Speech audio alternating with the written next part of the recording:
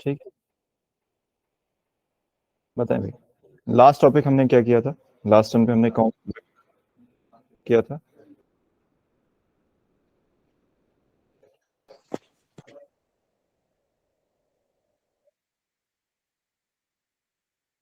हाँ भाई बताएं, लास्ट टाइम पे हमने कौन सा टॉपिक किया था?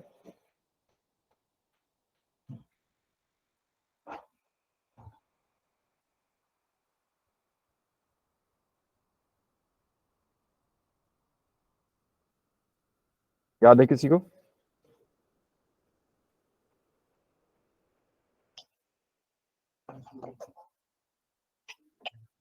बताएं भाई, लास्ट टाइम पे कौन सा टॉपिक किया था?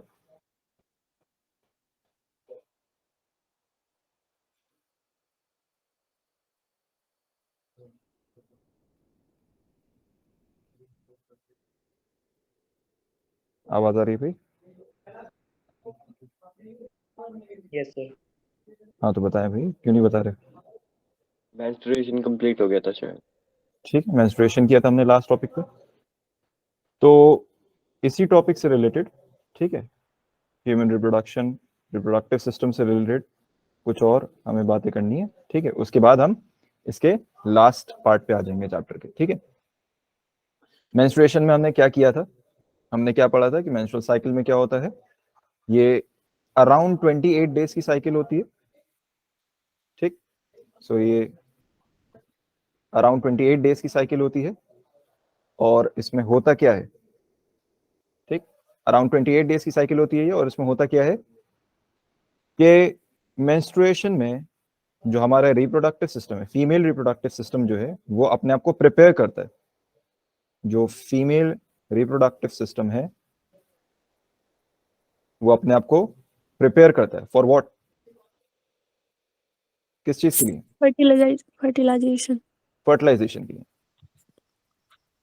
ठीक, फर्टिलाइजेशन के लिए। और होता क्या है इसमें? होता क्या है, कैसे प्रिपरेशन कैसे होती है?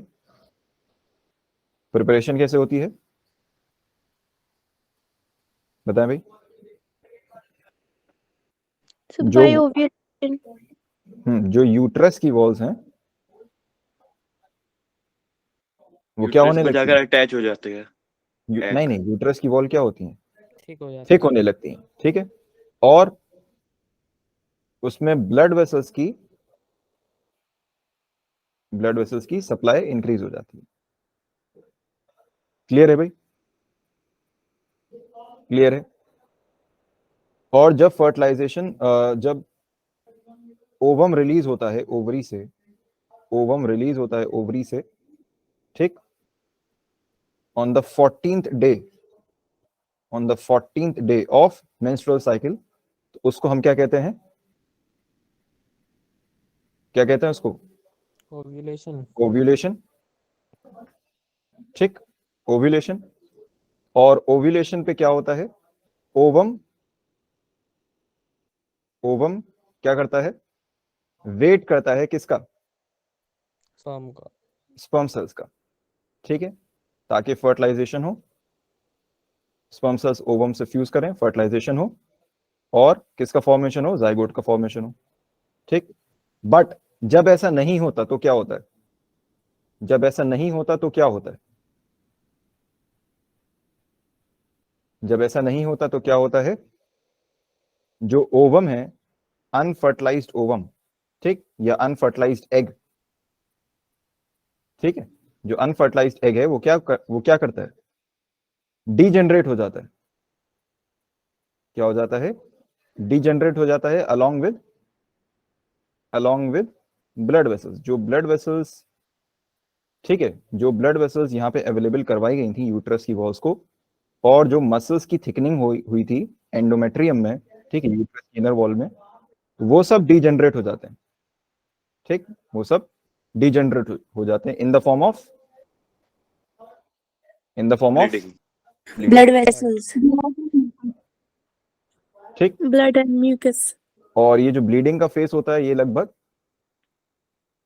1 वीक का होता है। 1 वीक का होता है। ठीक, और ये पूरी आपकी साइकिल है, मेंस्ट्रुअल साइकिल, जो कि 28 डेज की, अराउंड 28 डेज की साइकिल होती है। ठीक है, और फिर ये दोबारा नेक्स्ट मंथ फिर ये दोबारा रिपीट होती है। एक मेंस्ट्रुअल साइकिल में एक ओवम रिलीज होता है, एक मेंस्ट्रुअल साइकिल में एक ओवम रिलीज होता है। ठीक, यही मैंने आपको बात बताई थी कि जो फीमेल रिप्रोडक्टिव सिस्टम है, ठीक है, वो एक टाइम के बाद आके क्या करता है, फिर इनकेपेबल हो जाता है ऑफ फर्टिलाइजेशन। ठीक, केपेबल नहीं होता फर्टिलाइजेशन के लिए। क्यों? क्योंकि मैंने आपको बताया था कि यहाँ पे लिमिटेड नंबर ऑफ ओवम होते हैं। ठीक, तो हर महीने एक ओवम जो है रिलीज होता है ऑल्टरनेट ओवरी से, एक बार राइट से होगा तो एक बार लेफ्ट से होगा, ऑल्टरनेट ओवरी से। ठीक, और जब वो सारे ओवरीज जब वो सारे ओवम खत्म हो जाते हैं तो फिर फीमेल जो है वो फर्टिलाइजेशन के लिए केपेबल नहीं होती। ठीक, तो लास्ट जब ओवम खत्म हो जाता है उसके बाद फिर मेंस्ट्रुअल साइकिल नहीं होती, तो लास्ट मेंस्ट्रुअल साइकिल को ही हम क्या कहते हैं, मेनोपॉज। ये कब होता है? Around age of 45 to 50. 45 to 50 years. ठीक, और जो फर्स्ट मेंस्ट्रुअल साइकिल होती है वो कब होती है? Around 12 to 14. हाँ, 10 to 14 कह सकते हैं, 12 to 14 कह सकते हैं। ठीक, ये डिपेंड करती है एज इंडिविजुअल टू इंडिविजुअल। ठीक है, ये सारी बात हम कर चुके थे। अब नेक्स्ट, ठीक है, नेक्स्ट टॉपिक देखें, प्यूबर्टी।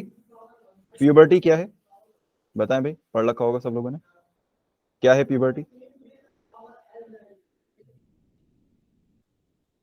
बताएं भाई।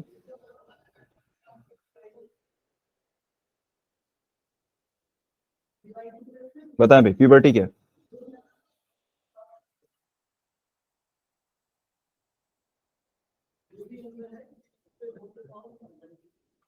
ठीक है, देखें, the age at which reproductive organs, ठीक है, बिकम फंक्शनल।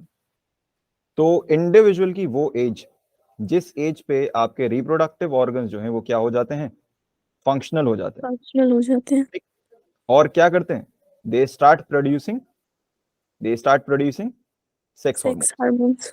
ठीक, सेक्स हार्मोन्स प्रोड्यूस करने लगते हैं एंड गैमीट्स। ठीक, गैमीट्स, मेल में मेल गैमीट्स, फीमेल में फीमेल गैमीट्स। उसी एज को हम क्या कहते हैं, प्यूबर्टी। ठीक, तो प्यूबर्टी क्या है? बेसिकली एक एज है। ठीक, प्यूबर्टी क्या है? एक एज है। तो बेसिकली एक एज है जिसपे इंडिविजुअल जो है केपेबल हो जाता है किस चीज के, रिप्रोडक्शन के लिए। ठीक है, रिप्रोडक्टिव मैच्योरिटी ऑब्टेन कर लेता है। ठीक, तो उस एज पे हम क्या कहते हैं, इंडिविजुअल ने प्यूबर्टी ऑब्टेन कर ली। ठीक, नाउ ये जो फेस होता है प्यूबर्टी का, ठीक, इसी को हम क्या कहते हैं, एडोलेसेंस। ठीक, ये हम कह सकते हैं अराउंड 13 to 18 ईयर्स तक होता है एडोलेसेंस। ठीक, और इसमें अगर आप देखें तो ये 13, ठीक, और ये 18। ठीक, तो अगर आप यहां पे गौर करें तो फिर ये क्या है, टीनेज है। ये क्या है, टीनेज है। ठीक, इसीलिए एडोलेसेंस को हम क्या कहते हैं, टीनेज। ठीक है, सो प्यूबर्टी क्या है, puberty is the period of adolescence, और एडोलेसेंस ही क्या है, टीनेज है। Teenage है। ठीक है, बॉयज में प्यूबर्टी की जो एज है, ठीक है, वो बेसिकली अगर हम बात करें तो एनसीईआरटी के अकॉर्डिंग जो एज गिवन है वो गर्ल्स की एज गिवन है प्यूबर्टी की, दैट इज 10 to 12 ईयर्स।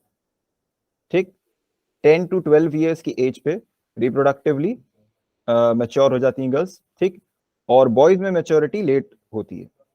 ठीक, 13 to 14 ईयर्स। ठीक, सो 13 to 14 ईयर्स की एज पे बॉयज में प्यूबर्टी ऑब्टेन होती है और गर्ल्स में 10 to 12 ईयर्स। ठीक, और एक और बात मैंने आपको बताई थी लास्ट क्लास में कि कोल्डर क्लाइमेट्स में क्या होता है,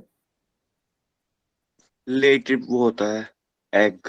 हाँ, प्यूबर्टी जो है वो लेट होती है, ठीक है, और वार्म क्लाइमेट्स में प्यूबर्टी जल्दी हो जाती है, ठीक है। कोई डाउट इसमें किसी को? No, sir. ठीक है, चलिए आगे बढ़ते हैं। अब हम बात करते हैं मेल रिप्रोडक्टिव सिस्टम की। तो मेल रिप्रोडक्टिव सिस्टम के बारे में हम ऑलरेडी पढ़ चुके हैं, ठीक है, बस कुछ एक्स्ट्रा बातें हैं, ठीक है, वो हमें देखनी है। तो पहली चीज क्या है? सीमेन, ठीक। तो सीमेन के बारे में हमने पढ़ा था। सीमेन क्या होता है? सीमेन क्या होता है? एक फ्लूइड होता है जो स्पर्म को स्मूथ बनाता है। ठीक है, कोई ये डिफरेंस बता सकता है मुझे, यूरिन और सीमेन में क्या डिफरेंस है? कोई बता सकता है? यूरिन और सीमेन में क्या डिफरेंस है? कोई बता सकता है?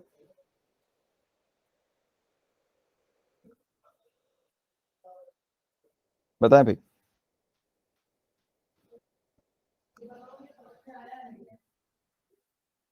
यूरिन और सीमेन में क्या डिफरेंस है?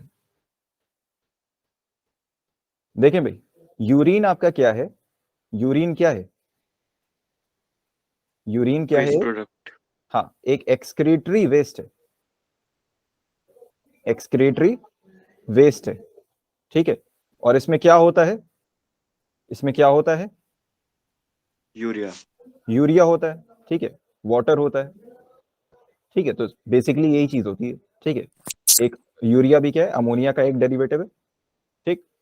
तो ये एक्सक्रीटरी वेस्ट होता है यूरिन में। सीमेन में क्या होता है? सीमेन कोई वेस्ट प्रोडक्ट नहीं है, ठीक है, सीमेन कोई वेस्ट प्रोडक्ट नहीं है। सीमेन में क्या होता है? सीमेन में दो चीजें होती हैं, एक तो आपका होता है स्पर्म और एक सेमिनल प्लाज्मा, ठीक। स्पर्म होता है और सेमिनल प्लाज्मा होता है।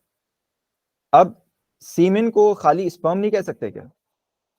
क्या हम ये कह सकते हैं कि सीमेन स्पर्म है? क्या कोई कंडीशन ऐसी बन सकती है कि हम कह दें कि सीमेन स्पर्म है?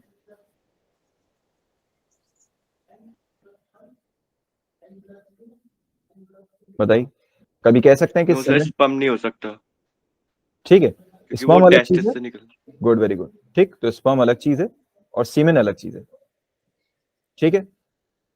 तो काफी लोग ये जो है इसमें कंफ्यूजन क्रिएट करते हैं कि दोनों सेम चीज है। नहीं, सेम नहीं है, डिफरेंट है, ठीक। स्पर्म सेल्स होते हैं, स्पर्म सेल्स होते हैं, ठीक। और सीमेन आपका क्या है? ये एक पूरा कॉम्बिनेशन है, किसका? सीमेन का सेमिनल प्लाज्मा के साथ, ठीक। सेमिनल प्लाज्मा क्या है? सेमिनल प्लाज्मा क्या है? सेमिनल प्लाज्मा क्या है? बताएं भाई, बताएं भाई, सेमिनल प्लाज्मा क्या है? बता सकता है कोई? देखिए, सर वो फ्लूइड जो सर स्पर्म को सर न्यूट्रिशन प्रोवाइड करते हैं। हाँ, गुड गुड, वेरी गुड, ठीक। तो सेमिनल प्लाज्मा क्या है? बेसिकली ये सिक्रीशंस होते हैं, ठीक। ये सिक्रीशंस होते हैं जो मेल रिप्रोडक्टिव सिस्टम से एसोसिएटेड ग्लैंड्स हैं, एसोसिएटेड ग्लैंड्स हैं, ठीक। उनके सिक्रीशंस हैं, ठीक, उनके सिक्रीशंस हैं, उनको हम कंबाइंड करके सेमिनल प्लाज्मा कह रहे हैं, ठीक है। तो ये सिक्रीशंस होते हैं, कहां से आते हैं? एसोसिएटेड ग्लैंड से। और ये एसोसिएटेड ग्लैंड्स कौन से हैं? ये हैं प्रोस्टेट ग्लैंड, सेमिनल वेसिकल्स और बल्बोरेथ्रल ग्लैंड, ठीक। काउपर्स ग्लैंड भी इसको कहते हैं, ठीक। तो ये सारे ग्लैंड्स हैं जो एसेसरी ग्लैंड्स हैं, एसोसिएटेड होते हैं किसके साथ? हमारे मेल रिप्रोडक्टिव सिस्टम के साथ। और इन्हीं के सेक्रीशंस जो हैं वो कंबाइंड तौर पे क्या कहे जाते हैं? सेमिनल प्लाज्मा, ठीक है। मेल प्राइमरी रिप्रोडक्टिव ऑर्गन जो है वो क्या है? टेस्टिस। और अगर मैं पूछूं कि मेल गोनैड क्या है, उसका आंसर क्या होगा?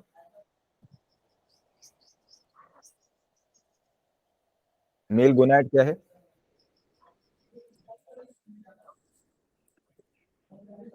गोनैड क्या होता है भाई? गोनैड बताएं भाई, गोनैड क्या होता है? ठीक है, मेल गोनैड टेस्टिस है, गुड। गोनैड हम किसको कहते हैं?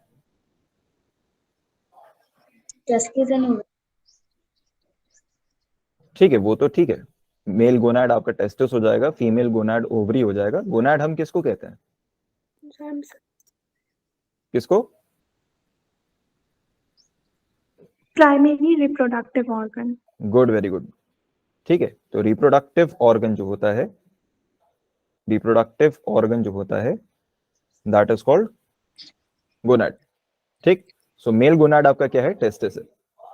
ठीक, तो टेस्टिस की अगर हम बात करें, ठीक है, हमने पहले भी पढ़ा था, ठीक है, it is stored in loose skin folds known as scrotum.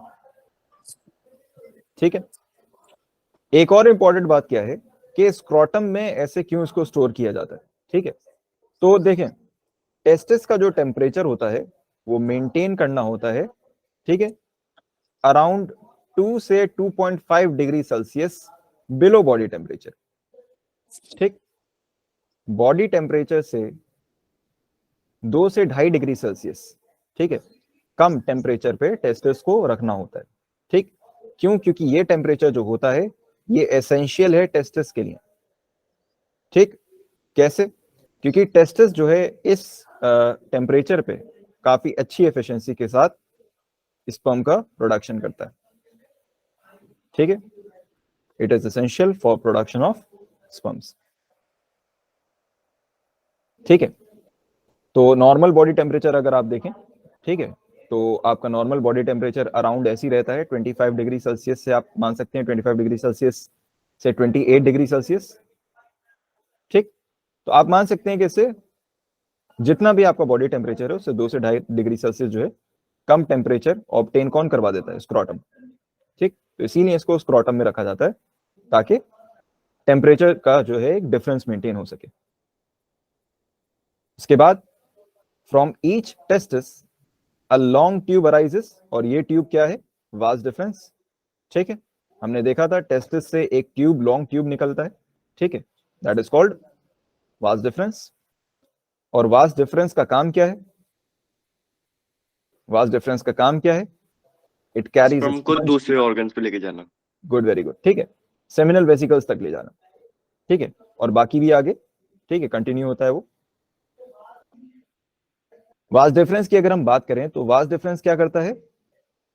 It unites with a duct coming from urinary bladder, ठीक है, to form a common tube called urethra.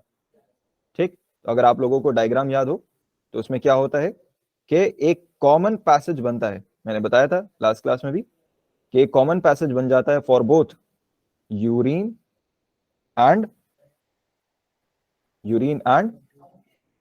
सीमेन, और वो क्या है? यूरेथ्रा। ठीक है भाई, मैंने बताया था मेल रिप्रोडक्टिव सिस्टम और फीमेल रिप्रोडक्टिव सिस्टम में ये डिफरेंस है।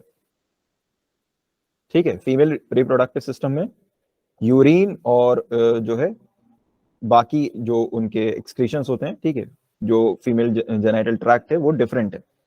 ठीक है, सेम नहीं है। ठीक है, मेल में सेम है, कॉमन पैसेज है यूरेथ्रा। ठीक, यूरेथ्रा की अगर हम बात करें, यूरेथ्रा क्या है? It is a common passage for both urine and semen. उसके बाद नेक्स्ट पॉइंट देखें, स्पर्म्स आर स्टोर्ड टेम्पररीली, कहां पे? In seminal vesicles. और यहां पे क्या होता है, जब स्पर्म्स को सेमिनल वेसिकल्स में स्टोर किया जाता है तो क्या होता है, यहाँ पे अलग अलग ग्लैंड्स की सेक्रेशंस इसमें ऐड किए जाते हैं, जहां पे इसमें क्या ऐड होता है? म्यूकस, और एक फ्लूइड इसमें मिक्स किया जाता है जो कि कैसा होता है? It is thick, white, watery, alkaline. ठीक, तो एक फ्लूइड मिक्स किया जाता है जो कि कैसा होता है? थिक होता है, वाइट होता है, वाटरी होता है और अल्कलाइन होता है। ठीक है, ये बहुत इंपॉर्टेंट है, अल्कलाइन होता है। ठीक है, और क्या कंटेन करता है? क्या होता है उसमें? फ्रक्टोस होता है। ठीक है, याद करें मैंने स्पर्म सेल का जब डायग्राम दिखाया था, स्पर्म सेल का डायग्राम दिखाया था, मैंने वहां पे बताया था कि उसमें क्या होता है? फ्रक्टोस मौजूद होता है। ठीक है, और इसको इससे मिक्स कर दिया जाता है। मैंने आपको बताया था यहाँ पे कि फ्रक्टोस का क्या काम है, बताएं भाई, फ्रक्टोस का क्या काम है? वो स्पर्म को एनर्जी प्रोवाइड करता है। Good, very good. ठीक है, किस चीज के लिए एनर्जी? किस चीज के लिए एनर्जी प्रोवाइड करता है? मूवमेंट के लिए। मूवमेंट के लिए, गुड। ठीक है, उसको मूव कराने के लिए। तो जो मोटिलिटी है, स्पर्म्स में जो मोटिलिटी है, ठीक है, वो किसकी वजह से है? फ्रक्टोज की वजह से। ठीक है, so thick white watery alkaline fluid जिसमें फ्रक्टोज होता है, वो उससे मिक्स किया जाता है किसके साथ? स्पर्म सेल्स के साथ। ठीक, अल्कलाइन क्यों होता है, ये कोई बता सकता है? अल्कलाइन होने से क्या फायदा? अल्कलाइन होने का क्या सिग्निफिकेंस है, कोई बता सर सकता है? जब वो फीमेल बॉडी में जाएगा तो वहां पर हाईली एसिडिक होता है ना, तो उसे न्यूट्रलाइज कर देगा, एग्जैक्टली, न्यूट्रलाइज ठीक हो है, जाएगा। एग्जैक्टली, बहुत सही बताया। ठीक है, तो अल्कलाइन होने का क्या सिग्निफिकेंस है यहाँ पे? मैंने आपको बताया था कि फीमेल जेनाइटल ट्रैक्ट जो है वो कैसा होता है? एसिडिक होता है। ठीक है,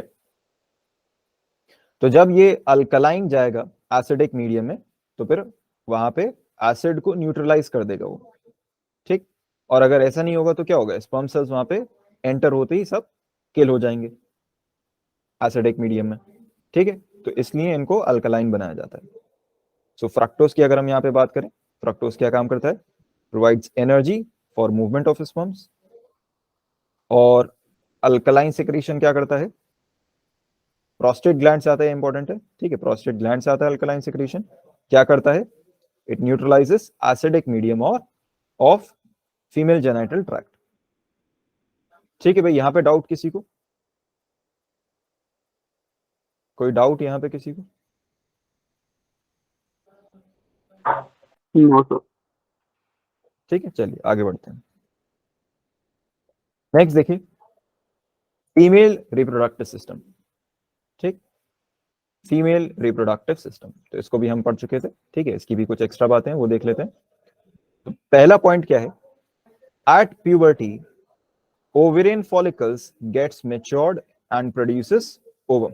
ठीक, तो मैंने आपको बात पहले भी बताई थी कि क्या होता है कि जब भी बर्थ होती है फीमेल इंडिविजुअल की, तो उसकी बॉडी में क्या होते हैं? ओवेरियन फॉलिकल्स होते हैं। ठीक, और जब प्यूबर्टी ऑब्टेन होती है, ठीक है, at the onset of puberty क्या होता है कि ये ओवेरियन फॉलिकल्स कन्वर्ट हो जाते हैं किसमें? ओवम में। ठीक है, ये मैच्योर हो जाते हैं और कन्वर्ट होते हैं किसमें? ओवम में, ओवम या एग सेल।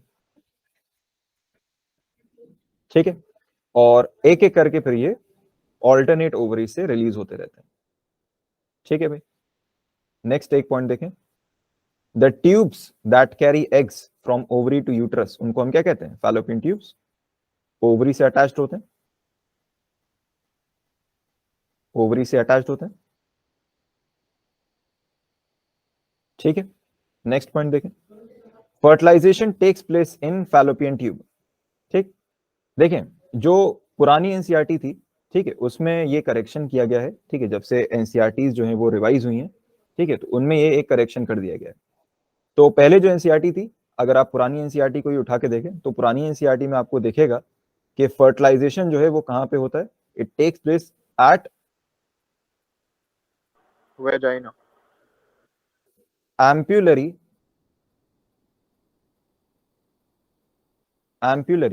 Isthmic junction. तो किसी के पास अगर पुरानी एनसीईआरटी होगी, तो फिर उसमें आपको देखने को मिल जाएगा कि फर्टिलाइजेशन के बारे में लिखा होगा कि it takes place at ampullary isthmic junction. ठीक है, लेकिन जब से एनसीईआरटी को रिवाइज किया गया, ठीक है, अभी रिसेंटली ये रिवीजन हुआ है, तो उसमें इस चीज को करेक्ट कर दिया गया है, क्योंकि ऐसा नहीं होता। ठीक है, फर्टिलाइजेशन जो है वो एम्प्यूला एक रीजन होता है। ठीक है, एम्प्यूला एक रीजन होता है फैलोपियन ट्यूब का, एंड का एक रीजन होता है। ठीक है, तो वहां पे फर्टिलाइजेशन होता है। तो एम्प्यूलरी रीजन पे जो है फर्टिलाइजेशन होता है, एम्प्यूलरी इस्थेमिक जंक्शन पे नहीं होता। ठीक है, इसको ऐसे समझ सकते हैं। ठीक है, डायग्राम देखते हैं। तो ठीक है, जैसे ये है आपका, ठीक है, या एक मिनट, लास्ट में डायग्राम होगा, थोड़ा नीट डायग्राम है वो, उस पर देखते हैं।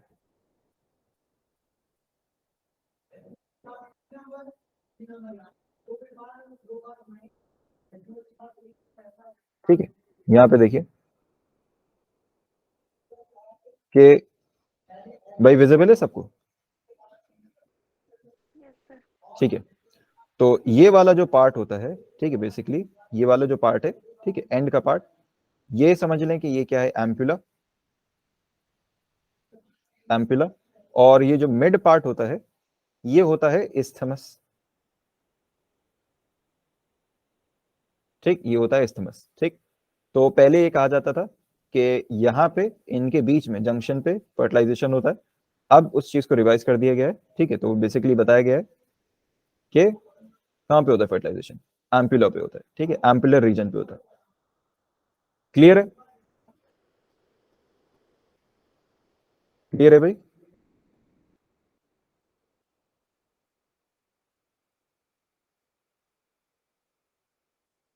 ठीक है, आगे देखिए। तो ये पॉइंट हो गया कि fertilization takes place at ampullary region. Next point देखिए। ठीक है, वेजाइना को हम क्या कहते हैं? Vagina is known as birth canal. ठीक है, ये पहले भी हमने कंप्लीट कर लिया था। नेक्स्ट देखें, अनफर्टिलाइज्ड एग। ठीक है, देखें मैंने आपको एक बात बताई थी कि मेंस्ट्रुएशन में क्या होता है, मेंस्ट्रुअल साइकिल में क्या होता है कि ओवम जो है, ओवम जो है वो प्रिपेयर करता है। ठीक है, प्रिपेयर होता है for fertilisation.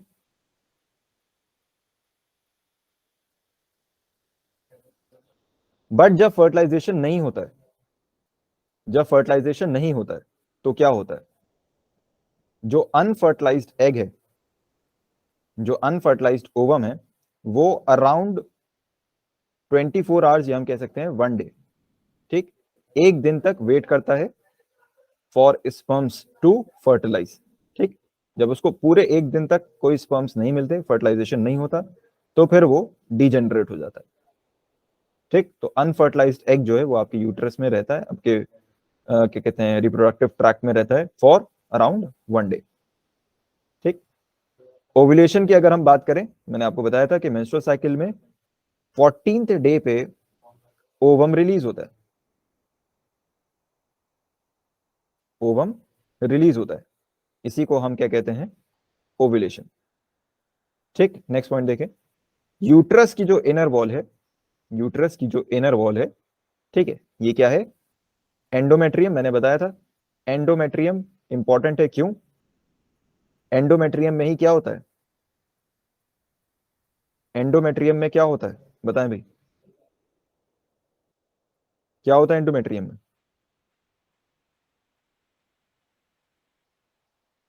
Implantation. Good, very good. ठीक, इम्प्लांटेशन होता है। ठीक है, तो inner wall of uterus endometrium में क्या होता है, इम्प्लांटेशन होता है। ठीक, नेक्स्ट पॉइंट देखें, तो फर्टिलाइजेशन का रिजल्ट, रिजल्ट ऑफ फर्टिलाइजेशन, ठीक है, क्या है, डिप्लॉयड जाइगोट। फर्टिलाइजेशन के बाद जो प्रोडक्ट ऑब्टेन होता है दैट इज डिप्लॉयड जाइगोट। ठीक है, ये क्वेश्चन मैंने शायद पता नहीं पहले पूछा नहीं पूछा है, बताइए जरा कि ये डिप्लॉयड क्यों है, हैप्लॉयड क्यों नहीं है? क्योंकि सर अब पेयर हो गए ना, क्योंकि उसमें पेयर मेल से ऑफ और फीमेल से। क्रोमोसोम्स प्रेजेंट होते हैं। Good good good, very good. ठीक है, मैंने बताया था शायद, बता चुका हूं मैं डिप्लॉयड क्यों होता है। Yes sir. Yes, sir. ठीक है, ठीक है, ठीक है, आगे देखिए, the close attachment of embryo with the uterus, ठीक है, इज कॉल्ड इम्प्लांटेशन। वही यूट्राइन जो वॉल है एंडोमेट्रियम, ठीक है, उसके साथ जो इम्प्लांटेशन हो जाता है of zygote, that is called implantation. Next देखें, प्लेसेंटा। ठीक, प्लेसेंटा के बारे में मैंने बताया था, प्लेसेंटा एक क्या है, प्लेसेंटा क्या है, डिस्क लाइक स्ट्रक्चर, है क्या? सर न्यूट्रिशन प्रोवाइड करता है जाइगोट को नहीं, फीटस को। है क्या? एक पूछा, स्पेशलाइज्ड टिश्यू है। टिश्यू है, गुड, वेरी गुड। ठीक है, टिश्यू है, एक स्पेशल टिश्यू है, एक स्पेशल टिश्यू है। ठीक है, और ये फैसिलिटेट करता है क्या, न्यूट्रिशन, एक्सक्रीशन और रेस्पिरेशन।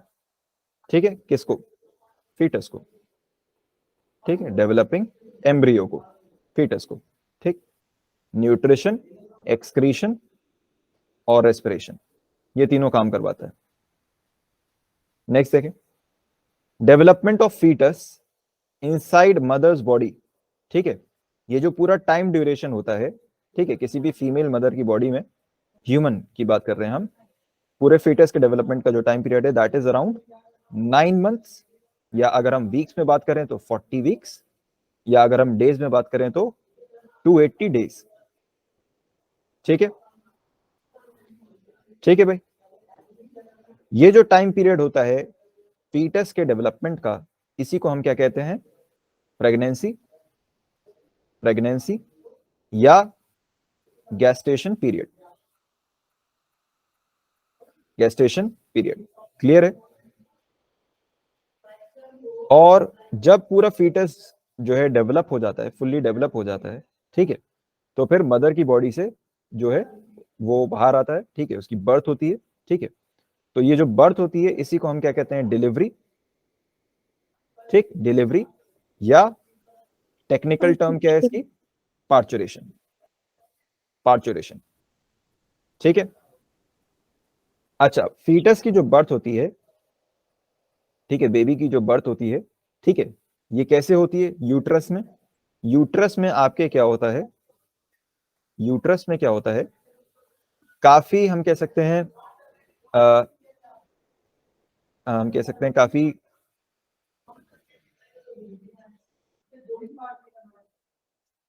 कोऑर्डिनेशन होता है, कोऑर्डिनेशन होता है किसके साथ, ठीक है, कुछ सिग्नल्स होते हैं, ठीक, कुछ सिग्नल्स होते हैं जो बार बार फीडबैक्स जनरेट करते हैं, ठीक, कहां पे, आपके ब्रेन पे, ठीक है, आपके ब्रेन में फीडबैक्स जनरेट होते हैं। तो ये आपका यूट्रस है, ठीक है, और ये आपका ब्रेन है। तो यूट्रस में क्या होता है कि ऑक्सीटोसिन रिलीज होता है, और भी हार्मोन्स रिलीज होते हैं, ऑक्सीटोसिन रिलीज होता है, ठीक। ऑक्सीटोसिन रिलीज होने की वजह से क्या होता है, ऑक्सीटोसिन एक फीडबैक डेवलप करता है, क्या, कि बेबी की बर्थ होनी है। तो उसकी वजह से आपकी यूट्राइन वॉल में, आपकी यूट्राइन वॉल में कॉन्ट्रैक्शंस डेवलप होते हैं, ठीक है, कॉन्ट्रैक्शंस डेवलप होते हैं, ठीक, जो मसल्स हैं वो यूट्रस की जो मसल्स हैं वो कॉन्ट्रैक्ट करती हैं, ठीक, तो ये कॉन्ट्रैक्शंस डेवलप होते हैं। अब ये जो है फीडबैक जाता है किसके पास, ब्रेन के पास, ठीक। तो जब ब्रेन के पास ऐसा फीडबैक जाता है तो ब्रेन और वापस दोबारा यूट्रस को और ज्यादा कॉन्ट्रैक्ट करने के फीडबैक जनरेट करता है, सिग्नल देता है ब्रेन, ठीक है, कि बर्थ हो रही है तो और ज्यादा कॉन्ट्रैक्शंस डेवलप करो। तो ये एक लूप बनता रहता है, और ये जो रिदमिक कॉन्ट्रैक्शंस हैं, ठीक है, रिदमिक कॉन्ट्रैक्शंस हैं, ये बढ़ते जाते हैं, ठीक है। तो काफी तेजी के साथ, ठीक है, मसल्स में, यूट्रस की मसल्स में रिदमिक कॉन्ट्रैक्शंस और रिलैक्सेशंस होने लगते हैं, और इन्हीं कॉन्ट्रैक्शंस और रिलैक्सेशंस की वजह से, ठीक है, फीटस की जो है वो बर्थ होती है, ठीक।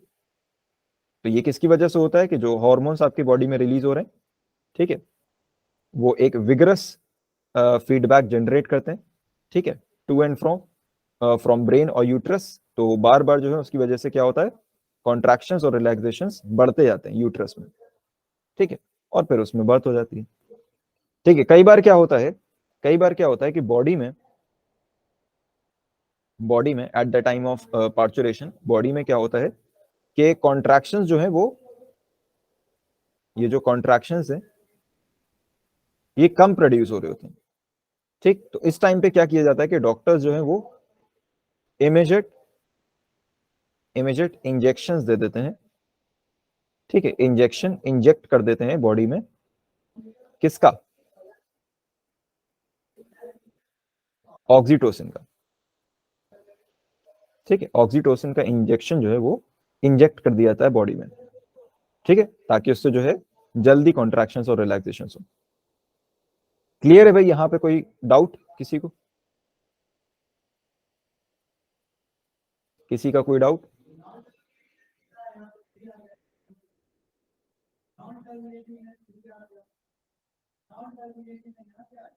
बताएं भाई।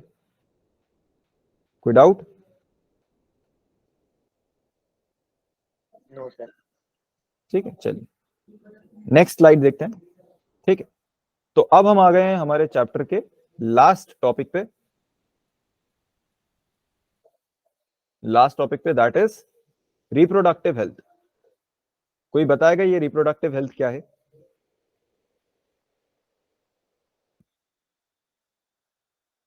नाम से ही समझ में आ रहा है, क्या मतलब है इसका, बताइए। What is reproductive health?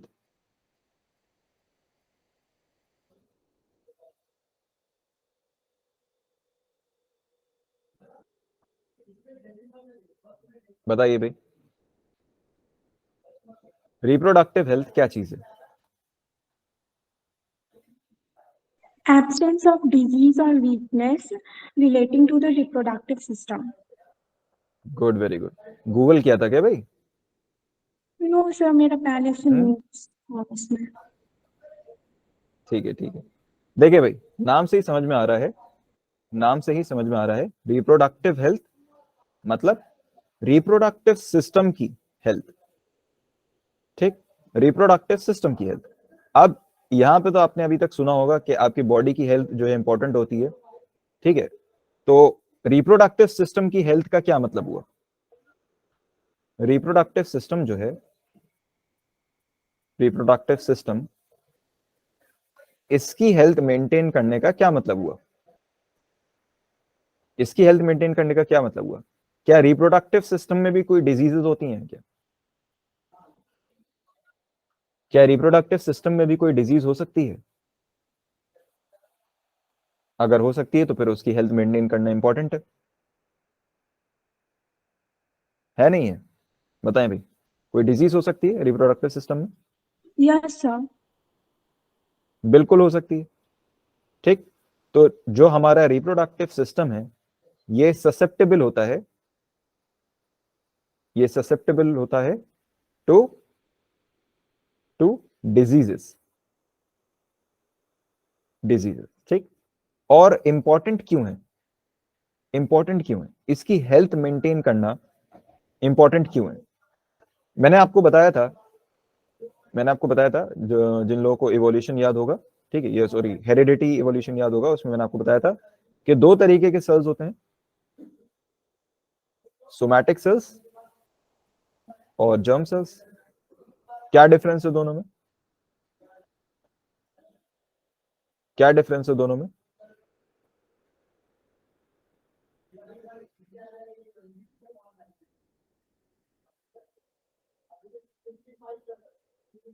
बताइए भाई, क्या डिफरेंस है दोनों में?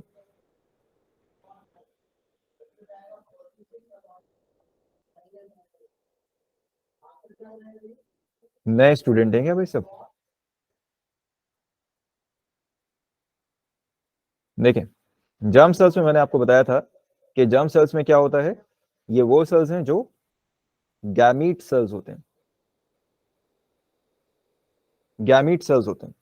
ठीक है, और गैमीट सेल्स में अगर कोई चेंज आता है, अगर कोई चेंज आता है तो फिर क्या होता है? वो चेंज इनहेरिट हो जाता है।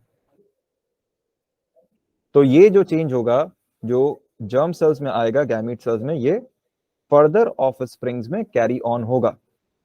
और गैमीट सेल्स, जर्म सेल्स किससे एसोसिएटेड होते हैं? हमारे रिप्रोडक्टिव सिस्टम से। इसलिए रिप्रोडक्टिव सिस्टम की हेल्थ इंपॉर्टेंट है, काफी इंपॉर्टेंट है। क्यों? क्योंकि अगर कोई डिजीज हो गई, ठीक है, और इसके सेल्स को इन्फेक्ट कर दिया, तो फिर वो जो इफेक्ट होगा वो फर्दर ऑफस्प्रिंग्स में कैरी ऑन हो सकता है। ठीक है, काफी चांसेस हैं कि वो हो जाएगा। ठीक है, इसलिए इसको प्रोटेक्ट करना इंपॉर्टेंट है, रिप्रोडक्टिव सिस्टम को डिजीजेस से प्रोटेक्ट करना इंपॉर्टेंट है। तो यहां पे अगर हम देखें, सबसे पहली चीज क्या आ जाती है? Sexually transmitted diseases. Sexually transmitted diseases, STD. ठीक, तो ये क्या होता है? ये वो डिजीजेस हैं जो सेक्सुअल इंटरकोर्स के थ्रू ट्रांसमिट होती हैं, सेक्सुअल इंटरकोर्स के थ्रू। ठीक, ये डिजीजेस ट्रांसमिट होती हैं। ठीक, तो ये क्या है? These are the diseases transmitted through sexual contact, ठीक। दे में बी बैक्टीरियल, ठीक है, वायरल, ठीक, और या फिर प्रोटोजोआ से भी हो सकती हैं, ठीक, प्रोटोजोआ से भी हो सकती हैं, ठीक है। एग्जाम्पल आपका क्या है, गोनोरिया, साइफिलिस, वॉट्स, HIV, ठीक। तो ये सब जो है क्या है, डिजीजेस हैं, अलग अलग डिजीज, अभी इन सब के बारे में हम पढ़ेंगे, ठीक है। तो ये सब अलग अलग डिजीजेस हैं जो सेक्सुअल इंटरकोर्स के थ्रू ट्रांसमिट हो सकती हैं, ठीक। उसके बाद एक तो ये हमें टॉपिक इसमें पढ़ना है डिजीजेस क्या है, और सेकेंड टॉपिक जो इसमें हमें पढ़ना है वो है इसका प्रिवेंशन, कि प्रिवेंशन क्या है, ठीक। प्रिवेंशन किसका, प्रिवेंशन फ्रॉम प्रेगनेंसी, ठीक, प्रिवेंशन फ्रॉम प्रेगनेंसी। देखें भाई, आप लोगों ने काफी जो है क्या कहते हैं, एड्स देखे होंगे टीवी पे और जगह जगह पे एड्स देखे होंगे, ठीक है। कॉन्ट्रासेप्शन के एड्स जो है आप लोगों ने देखे होंगे। तो ये जो वर्ड है कॉन्ट्रासेप्शन, इसका क्या मतलब होता है, कॉन्ट्रासेप्शन जो वर्ड है इसका क्या मतलब होता है, it means birth control, it means birth control, ठीक।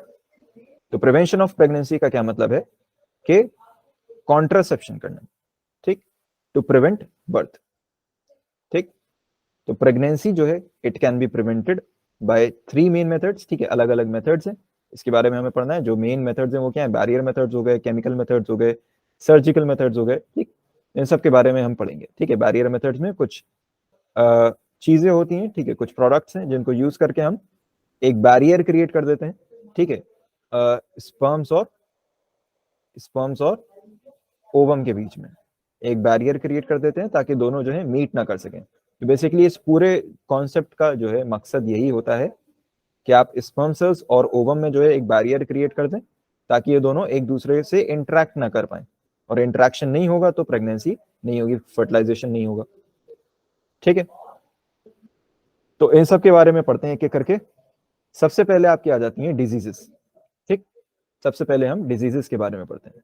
तो sexually transmitted diseases, sexually transmitted diseases में क्या है, मैंने आपको बताया था अभी, ये क्या है, वो डिजीजेस जो सेक्सुअल इंटरकोर्स के थ्रू स्प्रेड होती हैं, ठीक है।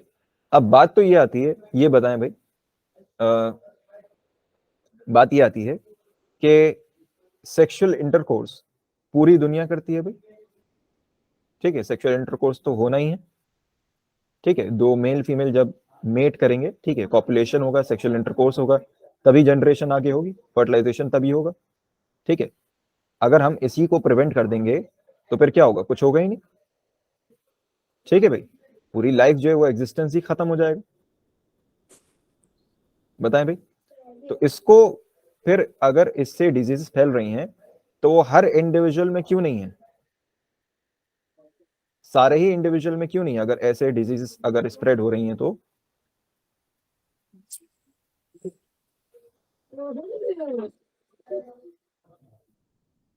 बताएं भाई, सारे इंडिविजुअल्स इन्फेक्टेड क्यों नहीं है?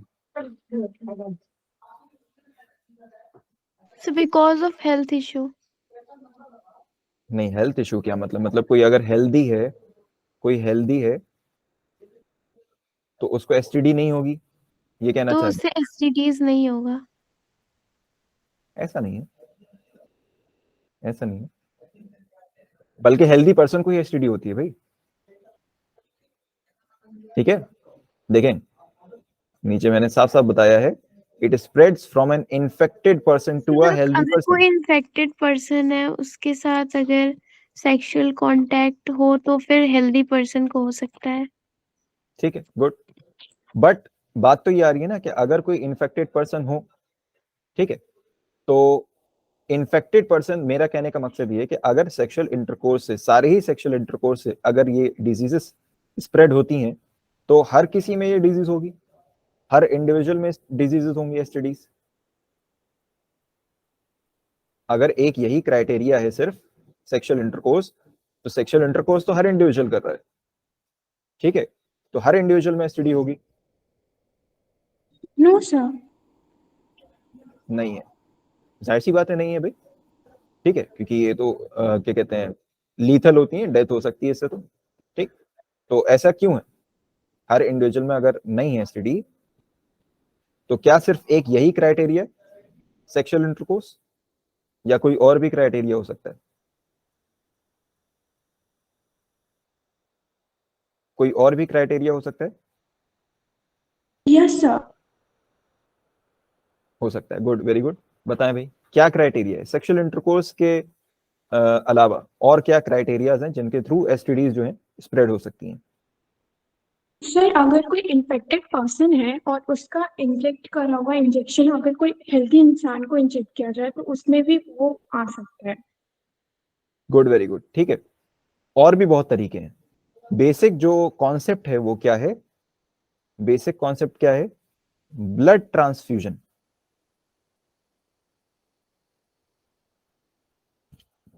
बात समझ में आ रही भाई? ब्लड ट्रांसफ्यूजन मतलब अगर एक इन्फेक्टेड पर्सन से ब्लड एक हेल्दी पर्सन को दिया गया तो फिर उसको एसटीडी हो सकती है। ठीक है, अब ये काम कैसे होता है? ये काम कैसे होता है? अभी आपने एक एग्जाम्पल बता दिया। क्या एक एग्जाम्पल अभी आपने बताया? क्या? Through injection. सिरिंजेस। ठीक है, सिरिंजेस, इंजेक्शन, बेसिकली इंजेक्शन एक वो आप समझ रही है ना, इंजेक्शन एक वो होता है लिक्विड। ठीक है, तो उसके थ्रू नहीं होता। जो सिरिंज होती है, ठीक है, जो सिरिंज होती है, ठीक है, वो अगर आप यूज करेंगे, एक यूज्ड सिरिंज जो यूज करते हैं, तो उससे होता है ये। ठीक है, काफी लोग हॉस्पिटल्स गए होंगे भाई। हॉस्पिटल्स से काफी लोगों का जो है देखा होगा हॉस्पिटल कैसे काम करता है, कैसे फंक्शनिंग होती है हॉस्पिटल में। देखा है ना भाई, या कोई बिल्कुल ही एकदम ऐसा है जिसने कभी देखा ना हॉस्पिटल क्या होता है? ठीक है, तो देखें हॉस्पिटल में आपने देखा होगा कि जब सिरिंजेस यूज करते हैं तो हमेशा एक नई सिरिंज यूज करते हैं। देखा है नहीं देखा? सिरिंजेस यूज करते हैं Yes, sir. प्लास्टिक की सिरिंजेस यूज करते हैं, और वो कैसी होती हैं? डिस्पोजेबल होती हैं। ठीक है, डिस्पोजेबल होती हैं, एक बार यूज करी और फेंक दी। अगले पेशेंट के लिए नई सिरिंज यूज करते हैं। होता है नहीं होता? होता है। ठीक है, ऐसा क्यों होता है? ऐसा क्यों होता है? क्योंकि एक व्यक्ति के रोग दूसरे व्यक्ति में न जाए। Good, very good. ठीक है, ऐसा इसलिए होता है क्यों? क्योंकि अच्छा, पहले इस चीज का ख्याल नहीं रखा जाता था। ठीक है, पहले इस चीज का ख्याल नहीं रखा जाता था। क्यों? क्योंकि पहले जो सिरिंजेस बनती थी वो प्लास्टिक की नहीं होती थी। ठीक है, अगर आप हिस्ट्री देखें तो शुरुआत में जो सिरिंजेस बनी है वो प्लास्टिक की नहीं थी। ठीक है, वो मेटल की थी। ठीक है, और कॉस्टली बनती थी वो सिरिंजेस। ठीक है, तो इसलिए एक ही सिरिंज होती थी और वो बार बार यूज की जाती थी। ठीक, तो अब वो केस नहीं है, क्योंकि अब तो प्लास्टिक आ गई, तो प्लास्टिक की सिरिंजेस यूज होती हैं और वो डिस्पोजेबल होती हैं। आप एक बार यूज करिए और थ्रो करिए, यूज एंड थ्रो होती हैं। ठीक, और मकसद क्या है इसका? इसका मकसद ये है कि एक पेशेंट का जो ब्लड है वो दूसरे पेशेंट के ब्लड में ना चला जाए। अगर उसमें एसटीडी होगी पहले पेशेंट में, तो वो दूसरे पेशेंट के भी ब्लड में चला जाएगा तो उसको भी एसटीडी हो जाएगी।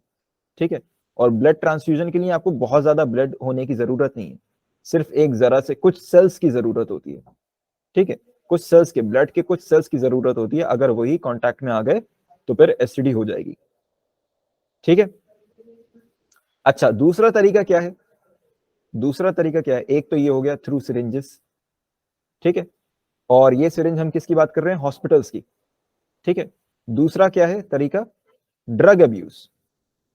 ड्रग अब्यूज, ड्रग अब्यूज से भी जो लोग ड्रग्स करते हैं, ठीक है, जो लोग ड्रग्स करते हैं, ड्रग एडिक्शन जिनको होता है, ड्रग्स का जो अब्यूज यूज करते हैं लोग, तो उनको भी एसटीडीज हो जाती हैं। तो आपको बता सकता है कि ड्रग अब्यूज में किस तरीके से एसटीडी होती है?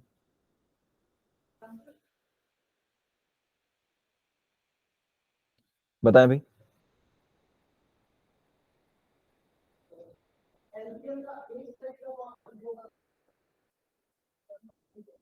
Any idea? No idea. No idea, get an idea. देखें भाई, ड्रग अब्यूज में भी क्या होता है? सेम चीज होती है। तो ड्रग अब्यूज में भी सिरिंजेस यूज की जाती हैं।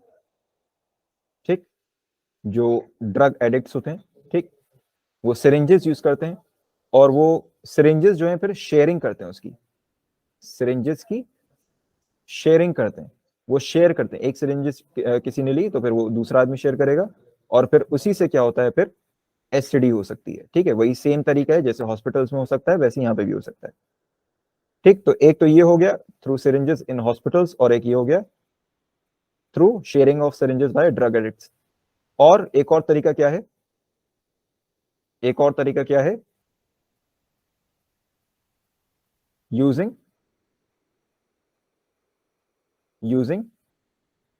Used blades. ठीक है, बार्बर शॉप पे गए होंगे आप लोग, ठीक है, नाई की दुकान पे गए होंगे, बार्बर शॉप पे, ठीक, तो वहां पे आप लोगों ने देखा होगा कि वो लोग जब ब्लेड यूज करते हैं, ठीक है, जब ब्लेड यूज करते हैं तो हमेशा नए कस्टमर के लिए नया ब्लेड इस्तेमाल किया जाता है। देखा ही नहीं देखा भाई? Yes sir. हमेशा नए कस्टमर के लिए नया ब्लेड इस्तेमाल किया जाता है। क्यों, ऐसा क्यों है? ये सिस्टम है जो दूसरे व्यक्ति के रोग हो अन्य व्यक्ति में ना जाए। Good, very good. ठीक है, तो ये खाली उसी की जिम्मेदारी नहीं है, ठीक है, आपकी भी एक जिम्मेदारी होती है, ठीक है, कि आप उसको देखते रहें कि उन्होंने ब्लड जो ब्लेड है वो चेंज किया है नहीं किया। कंजस्ती का जामा सर उनके भी क्या हुआ? कंजस्ती का जामा नहीं भी। मैं समझ नहीं पाया, क्या बोला आपने? कुछ नहीं सर। ठीक है, तो देखें, तो ये क्या कह रहा था मैं कि ये आपकी भी जिम्मेदारी है कि आप देखें वो ब्लेड चेंज हुआ है नहीं हुआ। ठीक है, तो ब्लेड अगर चेंज नहीं हुआ तो क्या होगा? आपने देखा होगा कई बार क्या होता है कटिंग वगैरह में कि ब्लड आ जाता है, ठीक है, कहीं पे ज्यादा कट किसी ने कर दिया, ठीक है, तो वहां पे ब्लड आ गया, ठीक है, या स्किन पे कुछ इन्फ्लेमेशन होते हैं उसकी वजह से कट हो गया तो वहां पे ब्लड आ गया। अगर वही सेम ब्लेड इस्तेमाल कर लिया दूसरे कस्टमर के लिए तो फिर वो ब्लड ट्रांसफ्यूजन हो सकता है। ठीक, तो ये वो सारे तरीके हैं। और एक और तरीका क्या है, और एक और तरीका भी रह गया, वो क्या है? From mother to baby. ठीक है, कौन से बेबी? जो डेवलपिंग एम्ब्रियो है, फीटस है वो। ठीक है, क्यों? अगर मदर इंफेक्टेड है, अगर मदर इंफेक्टेड है, ठीक है, आपको पता है कि प्लेसेंटा मदर और बेबी के थ्रू जो है, मदर और बेबी के बीच में जो है एक कनेक्शन होता है थ्रू प्लेसेंटा। ठीक है, और प्लेसेंटा क्या करता है? प्लेसेंटा क्या करता है? ब्लड के थ्रू एक कनेक्शन मेंटेन करता है दोनों के बीच में। भाई ब्लड ही तो होता है, ब्लड ही तो फ्लो कर रहा होता है मदर की बॉडी में, बेबी की बॉडी में। बात समझे भाई? मदर की बॉडी में और बेबी की बॉडी में पंखा चालू होना चाहिए तो माइक ऑफ कर ले भाई, माइक ऑफ कर ले। ठीक है, देखें, मदर की बॉडी में और बेबी की बॉडी में ब्लड ही का जो ब्लड का ही तो कनेक्शन बनता है प्लेसेंटा के थ्रू। ठीक, तो अगर मदर इन्फेक्टेड है तो फिर जो बेबी होगा वो भी इन्फेक्टेड हो जाएगा। क्यों? क्योंकि ब्लड ट्रांसफ्यूजन हो रहा है। ठीक है, तो अपार्ट फ्रॉम सेक्सुअल इंटरकोर्स ये भी वो तरीके हैं जिससे एसटीडी हो सकती है। क्लियर है भाई? सर, बताएं भाई। जो लैक्टेटिंग मदर रहती है उनसे भी डिजीज इन्फेक्ट हो सकता है बेबी को। डिजीज हो सकता है, कोई केस हो सकता है कि हो, बट बहुत कम चांस है वैसा हो। ठीक है, बहुत कम चांस है वैसा हो, क्योंकि मेनली जो है वो ब्लड ट्रांसफ्यूजन की वजह से होता है। एसटीडी जो है वो मेनली ब्लड ट्रांसफ्यूजन की वजह से होता है। हो सकता है अगर लैक्टेटिंग मदर के अगर मिल्क में, ठीक है, वो चीज पहुंच गई है, ठीक है, लैक्टेट में कोई भी मदर हो, ठीक है, अगर उसके फ्लूइड्स में, बॉडी के फ्लूइड्स में अगर वो चीज पहुंच गई है तो हो सकता है, लेकिन काफी रेयर है वो। ठीक है, होने को तो कुछ भी हो सकता है बट वो रेयर केस है अगर वैसा हुआ तो। ठीक है, क्योंकि जनरली जो है ये ब्लड ट्रांसफ्यूजन के ही थ्रू होता है। ठीक है, देखें, एसटीडीज को हम और क्या कहते हैं? सेक्सुअली ट्रांसमिटेड डिजीजेस को वेनेरियल डिजीज भी कहा जाता है। ठीक है, वेनेरियल डिजीज भी कहा जाता है, और रिप्रोडक्टिव ट्रैक्ट इन्फेक्शन भी कहा जाता है, आरटीआई। रिप्रोडक्टिव ट्रैक्ट इन्फेक्शन भी कहा जाता है। ठीक, यहाँ पे आप देख सकते हैं मैंने एक टेबल बनाई है कि डिजीज और इनका कॉजेटिव एजेंट। ठीक है, तो यहाँ पे अलग अलग डिजीजेस हैं, अलग अलग एसटीडीज हैं, और कौन से एजेंट की, कौन से माइक्रोब की वजह से कॉज होते हैं वो भी यहाँ पे। ठीक, तो फर्स्ट यहाँ पे अगर हम देखें तो बहुत कॉमन, सबसे कॉमन एसटीडी क्या है? एड्स। एड्स का फुल फॉर्म बताइए क्या होता है? एड्स का फुल फॉर्म बताइए क्या होता है? Acquired immunodeficiency syndrome. Immunodeficiency syndrome. Good, very good. Acquired immuno deficiency syndrome. ठीक है, और ये किसकी वजह से कॉज होता है? एचआईवी वायरस के थ्रू कॉज होता है। एचआईवी वायरस का फुल फॉर्म क्या है? Human immunovirus. Human immunovirus. Human immunodeficiency Immunodeficiency virus. Immunodeficiency virus. ठीक है, एचआईवी वायरस। ठीक है, नेक्स्ट एक और कॉमन डिजीज है, कॉमन एसटीडी है। ठीक है, अगर हम इंडिया के कंटेक्स्ट में बात करें तो इंडिया में काफी कॉमन है। ठीक है, हर्पीस। और हर्पीस किसकी वजह से कॉज होती है? Herpes virus. ठीक, देन जेनाइटल वॉर्ट्स। ठीक, एक और डिजीज है, ये किसकी वजह से कॉज होती है? HPV, human papilloma virus. ठीक, तो ये तीनों जो हैं ये क्या है? ये तीनों क्या है? वायरस के थ्रू कॉज होने वाली एसटीडीज। ठीक, वायरस के थ्रू कॉज होने वाली एसटीडीज हैं, और आप समझ ही सकते हैं कि अगर वायरस के थ्रू कॉज हो रही है डिजीज तो बहुत ही ज्यादा हार्मफुल है। ठीक है, क्यों? क्योंकि वायरल डिजीजेस जो हैं वो क्योर नहीं की जा सकती आसानी से। ठीक है, नेक्स्ट देखें, नेक्स्ट क्या है? गोनोरिया। ठीक, गोनोरिया, और गोनोरिया का कॉजेटिव एजेंट क्या है? निसीरिया, और ये निसीरिया एक क्या है? बैक्टीरिया। ठीक है, बैक्टीरिया। देन एक और है कॉमन, कॉमन है ये भी, एसटीडी, साइफिलिस। और साइफिलिस कॉज करने वाला पॉजिटिव एजेंट क्या है? Treponema pallidum. ठीक, ये भी क्या है? बैक्टीरिया। ठीक है, तो ये दोनों जो है हमारी जो डिजीजेस हैं ये कैसी हैं? बैक्टीरिया के थ्रू कॉज होने वाली डिजीज। और लास्ट क्या है? ट्राइकोमोनियासिस। ट्राइकोमोनियासिस ये कौन कॉज करता है? Trichomonas vaginalis. ठीक, ये क्या है? एक प्रोटोजोआ है। ठीक, तो ये क्या है? प्रोटोजोआ से कॉज होने वाली डिजीज है। तो ये हैं कुछ आपकी एसटीडीज और ये इनके कॉजेटिव एजेंट्स। ठीक है भाई, कोई डाउट यहां पे किसी को? आगे बढ़े, कोई डाउट? किसी का कोई डाउट भाई? नो डाउट, ठीक। चलिए, अब लास्ट यहाँ पे जो टॉपिक है वो हमारा क्या है? कॉन्ट्रासेप्शन। ठीक, इसको देख लेते हैं। कॉन्ट्रासेप्शन मैंने अभी बताया क्या होता है। क्या होता है भाई? Prevention of pregnancy. Prevention of pregnancy.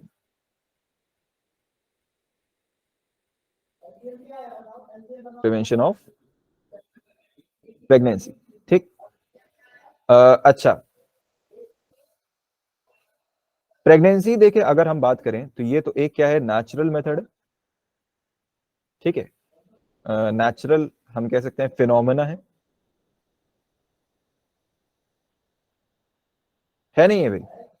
Natural phenomena है नहीं है? प्रेगनेंसी नेचुरल फिनोमेना है या नहीं है? यस सर है। है, तो फिर इसको प्रिवेंट करने की क्या जरूरत है?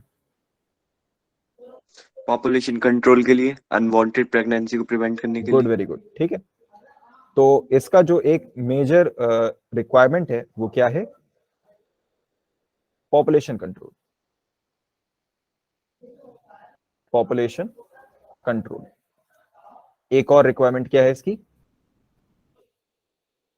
एक और रिक्वायरमेंट क्या है? Unwanted very pregnancy. Good, unwanted pregnancies को अवॉइड करने के लिए।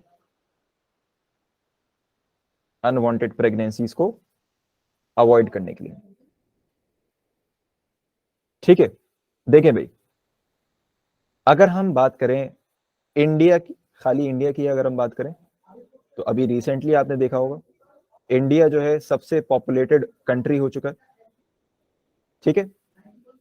और इंडिया को अगर आप एरिया के रिस्पेक्ट में देखें, ठीक है, तो वर्ल्ड में शायद 7th या 8th, हाँ 7th या 8th पे 7th पे, ठीक 7th। ठीक, गुड। तो साइज के हिसाब से इंडिया 7th लार्जेस्ट कंट्री है और पॉपुलेशन के हिसाब से फर्स्ट लार्जेस्ट है, फर्स्ट हो गई अब, ठीक। तो फर्स्ट लार्जेस्ट है पॉपुलेशन के हिसाब से। तो यहाँ पे आप समझ ही सकते हैं कि कितना ज्यादा जो है कितनी ज्यादा प्रॉब्लम होगी, ठीक है।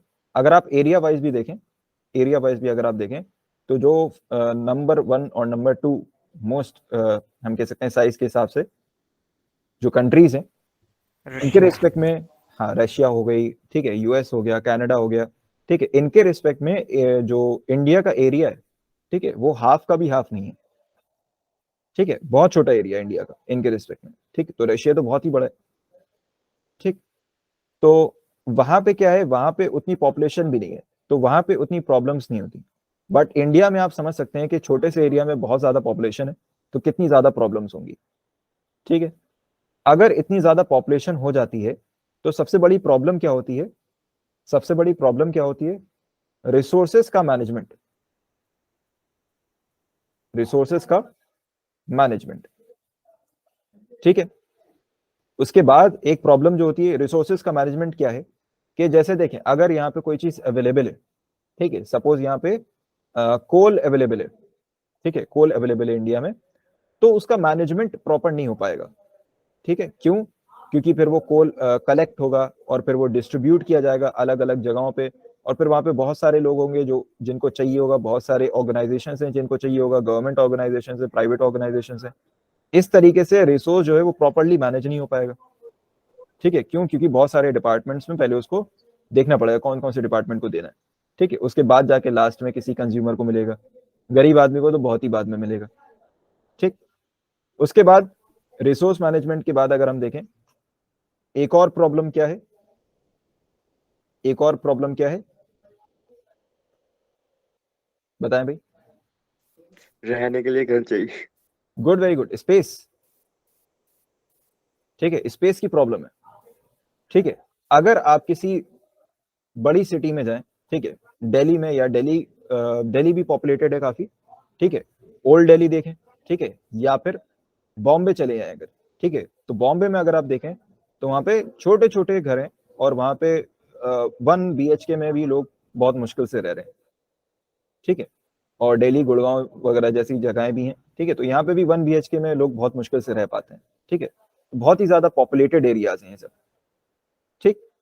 तो उसके बाद अगर हम यहाँ पे स्पेस की प्रॉब्लम हो गई, ठीक है, उसके बाद अगर हम देखें एक और प्रॉब्लम क्या है, डिफॉरेस्टेशन होएगा फिर। पॉल्यूशन, पॉल्यूशन की प्रॉब्लम है, सबसे ज्यादा पॉल्यूशन की प्रॉब्लम है, ठीक है। तो दिल्ली वगैरह में तो आपको पता ही होगा कि कितना ज्यादा पॉल्यूशन रहता है, ठीक है। एयर वहां पे साफ नहीं है, ठीक है, एयर वहां पे साफ नहीं है, प्योर एयर नहीं है, प्योर वाटर नहीं है, तो कुछ भी प्योर नहीं है, हाँ कुछ भी प्योर नहीं है, ना एयर प्योर है ना वाटर प्योर है, ठीक है, कुछ भी प्योर नहीं है। वो तो फूड तो आपको पता ही है कि कितना प्योर आता है फूड, ठीक।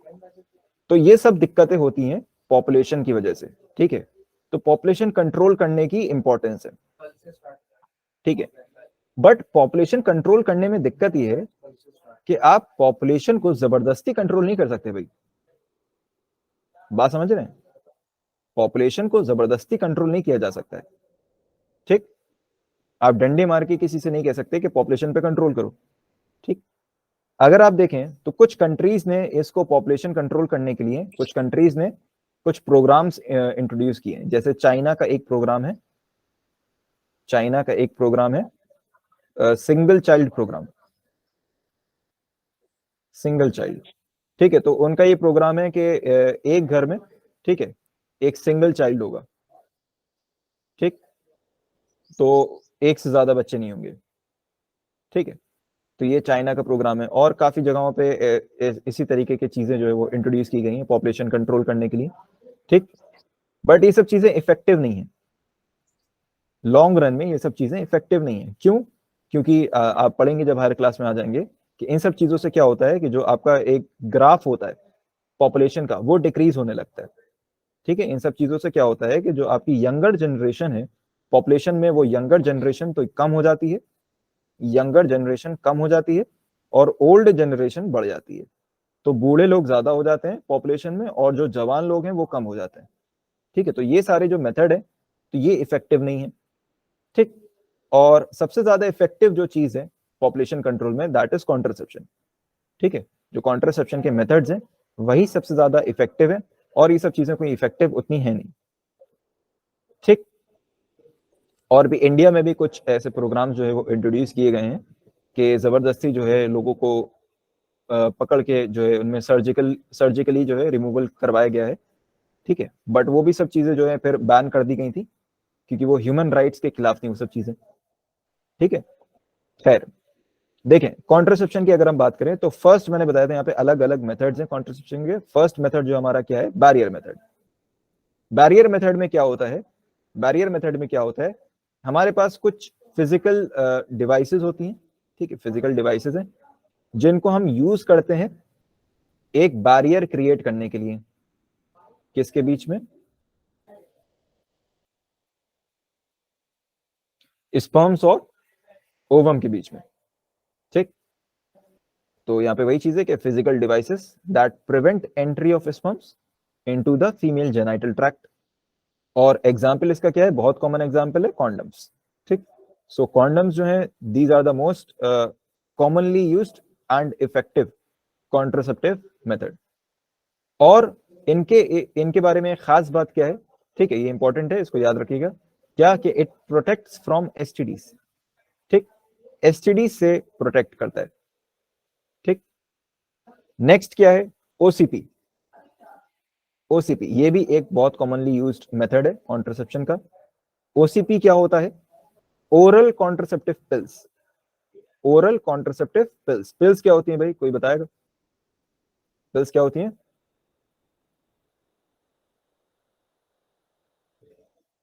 पिल्स क्या होती हैं भाई? Tablets, tablets. ठीक है, Yes, मेडिसिन, sir. मेडिसिन। ठीक है, तो ये बेसिकली मेडिसिन होती हैं। ठीक है, जो ओरली ली जाती है, ओरल मतलब खाई जाती हैं।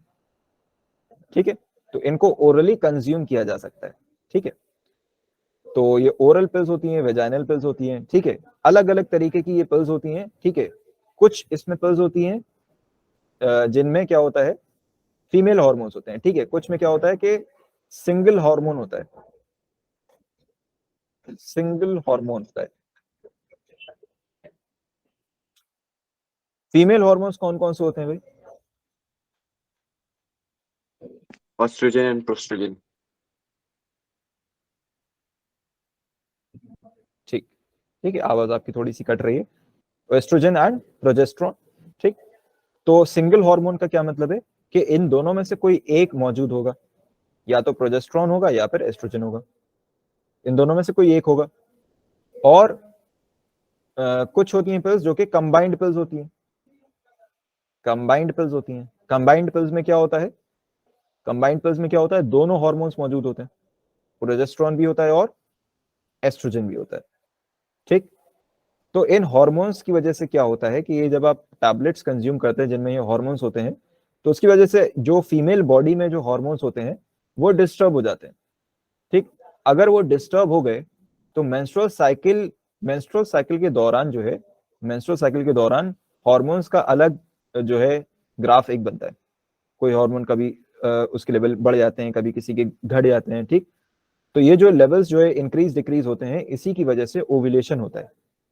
ठीक है, तो अगर आपने ओव्यूलेशन के टाइम पे ये पिल्स ले लिए तो उसकी वजह से क्या होगा कि हार्मोन्स का लेवल फ्लक्चुएट होगा और आपकी बॉडी को जो है, आपकी बॉडी जो है वो सही सिग्नल्स जो है प्रोड्यूस नहीं कर पाएगी, जिससे सही टाइम पे ओव्यूलेशन नहीं होगा। ठीक है, तो आप बेसिकली हैम्पर कर रहे हैं, ठीक है, अपने बॉडी के हार्मोन्स को हैम्पर कर रहे हैं। ठीक है, जिसकी वजह से आपकी बॉडी जो है सही टाइम पे ओव्यूलेशन नहीं कर पाती है। ठीक, तो आप एक डिसएडवांटेज क्रिएट कर रहे हैं अपनी बॉडी के लिए, बट जो आपका काम है वो हो जाएगा, दैट इज कॉन्ट्रासेप्शन हो जाएगा, ओव्यूलेशन नहीं होगा। ठीक, एग्जाम्पल इसका देखें क्या है, माला डी माला एन। ठीक, माला डी माला एन क्या है, ये टैबलेट्स हैं जो कि क्या है, कंबाइंड पिल्स हैं, ठीक। और एक सहेली आती है, सहेली, ये जो टैबलेट है ये एक इंडिजिनस टैबलेट है, इंडिया में ही प्रोड्यूस हुई है ये, ठीक है, ये इंडिजिनस है, ठीक है, ये इंडिया की ही एक मेडिसिन है, इंडिया में ही प्रोड्यूस हुई है, ठीक है। ये क्या है, इसमें सिंगल हार्मोन होता है, या तो प्रोजेस्टेरॉन होगा या एस्ट्रोजन होगा, ठीक। नाउ बेस्ट मेथड की अगर हम बात करें तो जो बेस्ट मेथड है कॉन्ट्रासेप्शन के लिए दैट इज ओसीपी, ठीक है। कॉन्ट्रासेप्शन के लिए जो बेस्ट मेथड माना जाता है दैट इज ओसीपी, ठीक है। नेक्स्ट देखें क्या है, आईयूसीडीज, ठीक।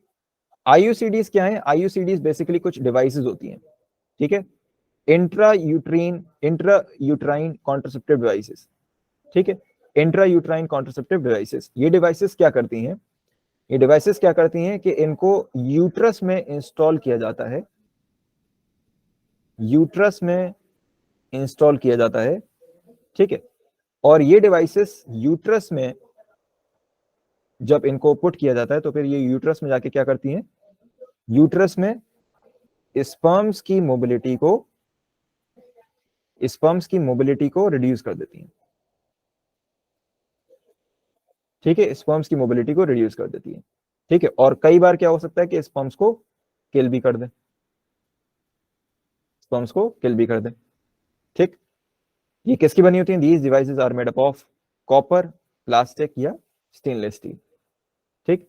एक बहुत कॉमन इसका एग्जांपल क्या है, कॉपर टी, ठीक है, CUT, CU stands for copper, CU क्या है, कॉपर,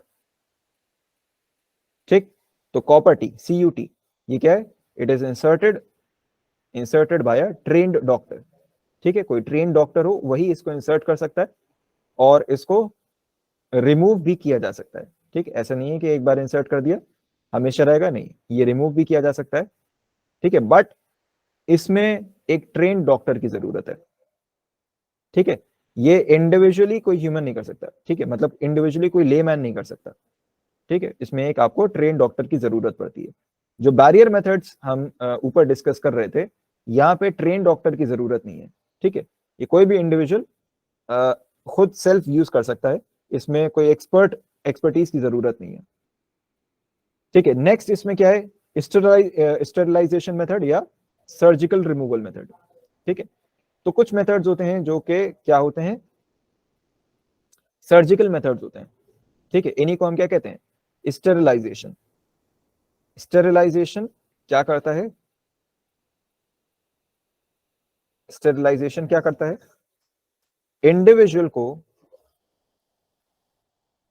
को स्टेराइल कर देता है,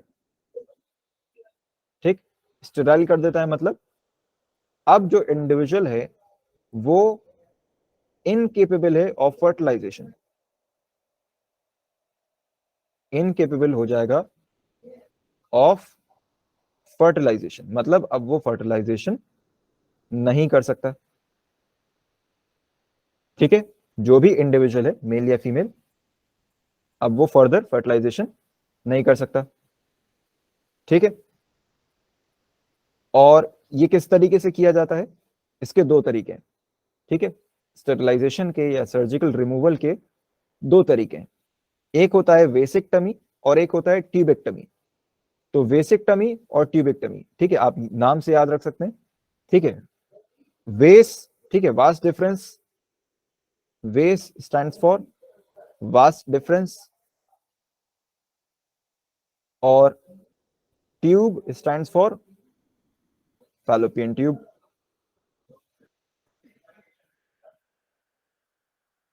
ठीक है। बताएं भाई, वास्ट डिफरेंस किस में होता है, मेल रिप्रोडक्टिव पार्ट में, वास्ट मेल में, और फैलोपियन ट्यूब फीमेल फीमेल में, ठीक। तो वेसिक्टमी में क्या होता है कि वास्ट डिफरेंस को कट करके, ठीक है, देखें डायग्राम अगर होगा, ठीक है, यहां पे आप देख सकते हैं ये वास्ट डिफरेंस है, ठीक है, ये आपका वास्ट डिफरेंस है, ठीक। तो इसको जो है कट करके, इसको यहां से कट करके इसको स्टिच कर दिया जाता है, ठीक है, यहाँ पे और यहाँ पे स्टिच कर दिया जाता है, ठीक है। सपोज यहाँ पे इसको कट किया, यहाँ पे कट किया और यहाँ पे इसको स्टिच कर दिया, ठीक है। तो अब क्या होता है कि यहां से जो भी स्पर्म सेल्स प्रोड्यूस होंगे वो इसको फर्दर क्रॉस नहीं कर पाएंगे, तो इसको फर्दर क्रॉस नहीं करेंगे तो इसमें कभी आएंगे ही नहीं, ठीक, यहाँ पे कभी आएंगे ही नहीं। सिमिलरली इस टेस्टिस से भी स्पर्म्स नहीं आ सकते। तो अब क्या हुआ है, अब क्या हुआ है कि आपने परमानेंटली जो इंडिविजुअल है उसको स्टेराइल कर दिया है, मतलब वो अब फर्टिलाइजेशन के केपेबल नहीं है, अब वो फर्टिलाइजेशन नहीं कर सकता, ठीक है। जो भी स्पर्म्स प्रोड्यूस होंगे वो इसको क्रॉस नहीं कर पाएंगे पाथवे को। क्लियर है, बात समझ आ रही है? सेम चीज होती है, सेम चीज होती है फीमेल्स में। फीमेल्स में क्या होता है कि जो फैलोपियन ट्यूब है उसको यहां से कट कर दिया जाता है और फिर उसको स्टिच कर दिया जाता है, यहां से स्टिच कर दिया।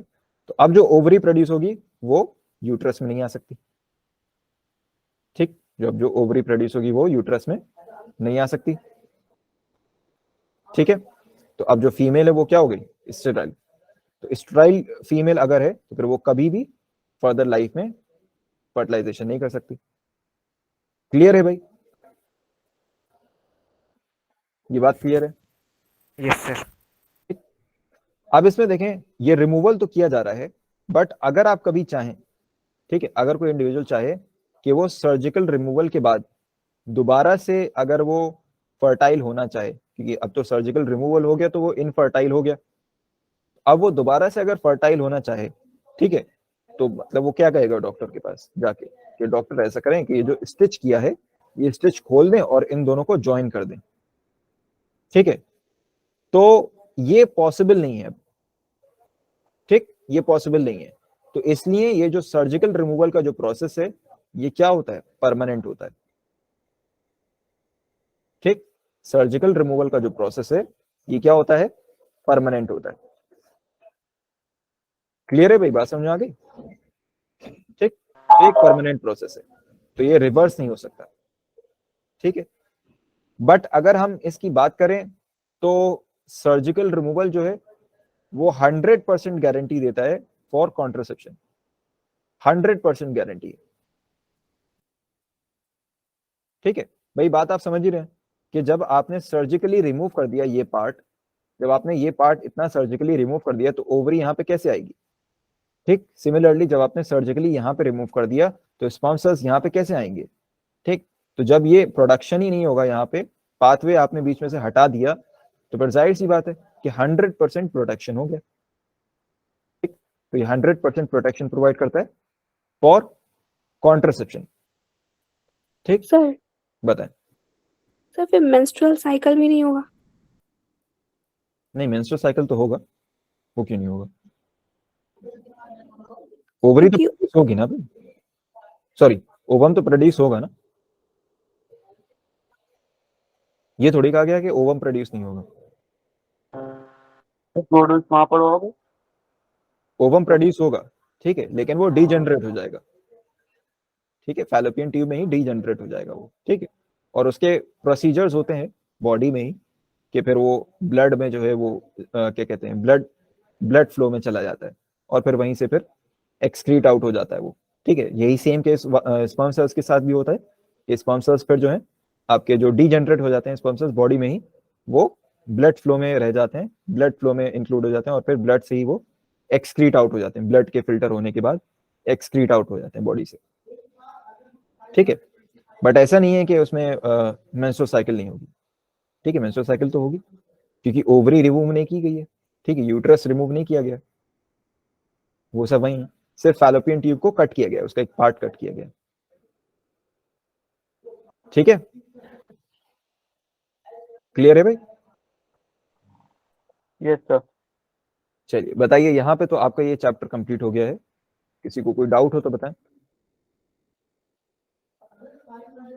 कोई डाउट हो किसी को तो बताएं।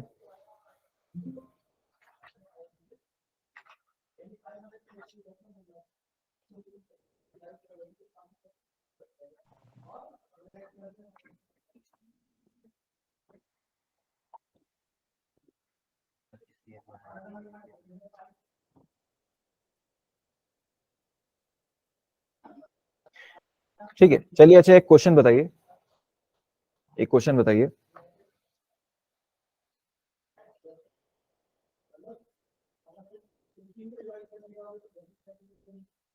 अभी आपसे मैं पूछ भी चुका हूं पहले।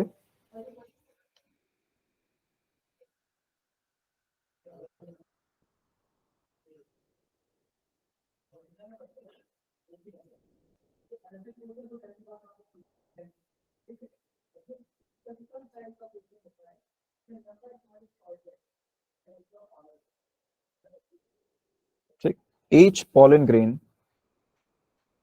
produces, ठीक, 2 एक chromosomes. क्रोमोसोम्स क्रोमोसोम्स प्रोड्यूस करेगा। बताएं भाई, प्रीवियस ईयर का क्वेश्चन है ये।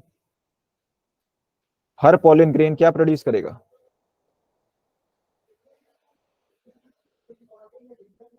बताएं भाई।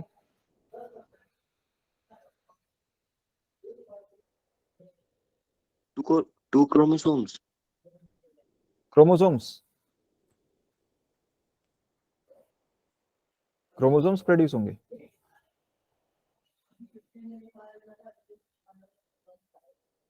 क्रोमोसोम्स प्रोड्यूस होंगे क्या?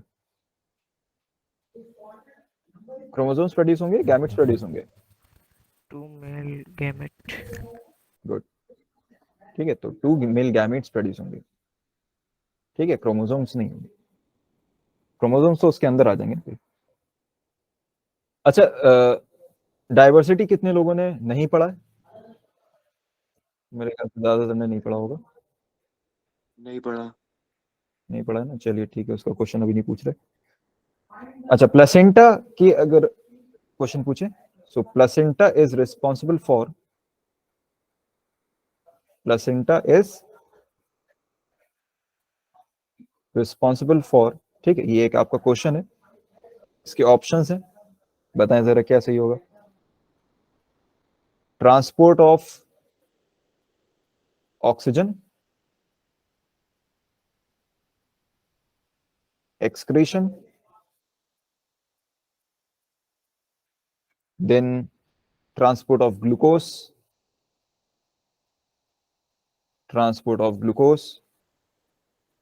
all of above। बताएं All of क्या above. Answer? Good, all of above होगा। क्यों? अभी मैंने आपको बताया था कि प्लेसेंटा रिस्पॉन्सिबल है किस चीज के लिए?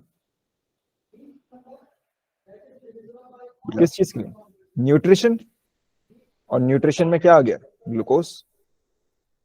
देन एक्सक्रीशन, ये हो गया एक्सक्रीशन। देन रेस्पिरेशन, ये हो गया रेस्पिरेशन। ठीक है, ऑल ऑफ अबव हो गया।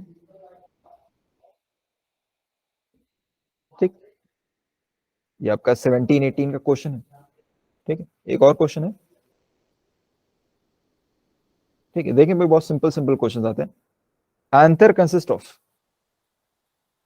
Pollen grains. Anther consist of, अभी बता रहा हूं ऑप्शंस। सेपल्स, pollen grains,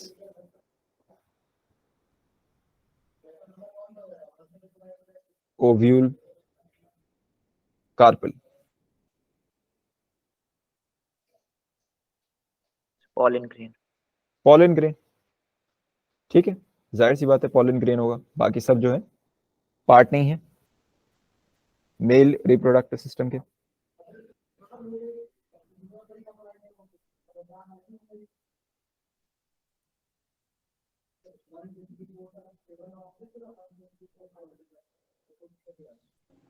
मुझे PYQ सेंड कर दीजिए आज। चलिए क्वेश्चन सेंड ही कर देंगे फिर आपको, ठीक है।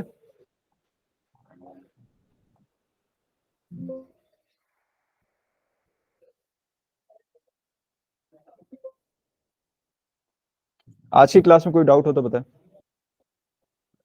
तो डाउट तो उतना है, बस ये जो हमने तो हिंदी मीडियम में पढ़े सब नाम जो याद करेंगे, अब इंग्लिश मीडियम में नाम याद करने में दिक्कत आ रही है। दिक्कत आ रही है। भाई ये तो आपको याद करना पड़ेगा, ठीक है। जो भी टर्म्स हैं, टर्म्स तो आपको एज इट इज याद करनी पड़ेंगी, इसमें तो कोई कॉम्प्रोमाइज नहीं हो सकता, ठीक है। तो मैं फर्स्ट क्लास से आपको बता रहा हूँ कि जो टर्म्स हैं वो तो आपको एज इट इज याद करनी पड़ेंगी, उसमें कुछ कॉम्प्रोमाइज नहीं हो पाएगा। और जो टॉपिक्स पढ़ाई होने वाले हैं उसको पहले से हिंदी में पढ़ लिया करें तो समझ में आ जाएगा। हाँ, एक काम ये भी कर सकते हैं, जो भी आपके टॉपिक्स हैं आप उनको पहले से ही हिंदी में थोड़ा सा कवर अप करके रखें, आपको अच्छे से समझ में आएगा। मैं भी यही कर रही हूँ। ठीक है, आप लोग एक दूसरे से सर कंसल्ट, 2 साल कोई दिक्कत हो तो। इसमें तो नहीं आ सकते क्या हुआ? सर, मतलब 2 ईयर्स से हिंदी में पढ़े हैं तो सडनली इंग्लिश में थोड़ी ना आ सकते सर, ट्राई कर रहे हैं बस। हाँ, ट्राई देखिए, मेहनत तो देखिए करनी पड़ेगी आपको, और जाहिर सी बात है एकदम तो नहीं हो पाएगा, टाइम लगेगा, टाइम लगेगा आपको, ठीक है। हाँ बताएं, एलविया कुछ कह रही हैं? सर टेस्ट का एक क्वेश्चन था। हाँ बताएं। The question है कि if the fossil of an organism is found in the deeper layers of earth, then we can predict that. The options भी हैं। ऑप्शंस क्या हैं? A. The extinction of organism has occurred recently. B. The extinction of organism has occurred years ago. C. The fossil position in the layers of earth is not related to its time of extinction. And D. Time of extinction cannot be determined. ये हो सकता है इसका। नहीं, time of extension can not be determined तो नहीं हो सकता। हाँ अच्छा, एक्सटेंशन की बात हो रही है, एक्सटेंशन की बात हो रही है ना भाई। Yes, sir. तो एक्सटेंशन तो प्रेजेंट के हिसाब से होगा कि प्रेजेंट एनवायरनमेंट में वो चीज अवेलेबल है या नहीं, ठीक है। तो एक्सटेंशन का टाइम जो है वो तो टाइम आप कैसे बता सकते हैं, वो तो प्रेजेंट एनवायरनमेंट में आप देखेंगे कि वो चीज अवेलेबल है या नहीं।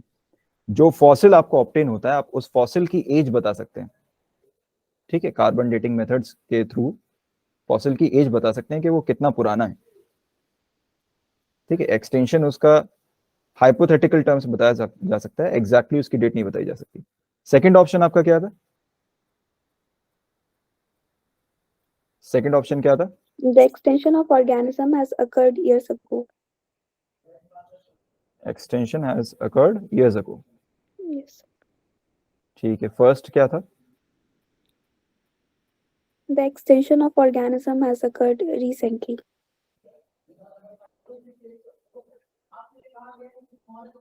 क्वेश्चन में क्या पूछा? एक्सटेंशन पूछा है? No, sir. क्वेश्चन रिपीट करिए। If the fossil of an organism is found in the deeper layers of earth, then we can predict that. अगर फॉसिल, हाँ फॉसिल अगर ऑब्टेन हुआ है तो जाहिर सी बात है इन्होंने पहले ही क्लियर कर दिया कि वो एक्सटेंट हो चुका है, ठीक है। फॉसिल अगर ऑब्टेन हो रहा है तो, और डीपर लेयर्स में अगर अवेलेबल है तो बहुत पुराना होगा, है ना। तो शायद बी ऑप्शन है आपका, बी ऑप्शन रिपीट करिए, क्या था? एक्सटेंशन बहुत पहले हुआ, ये होगा आंसर। बी ऑप्शन में क्या था? सर वही है।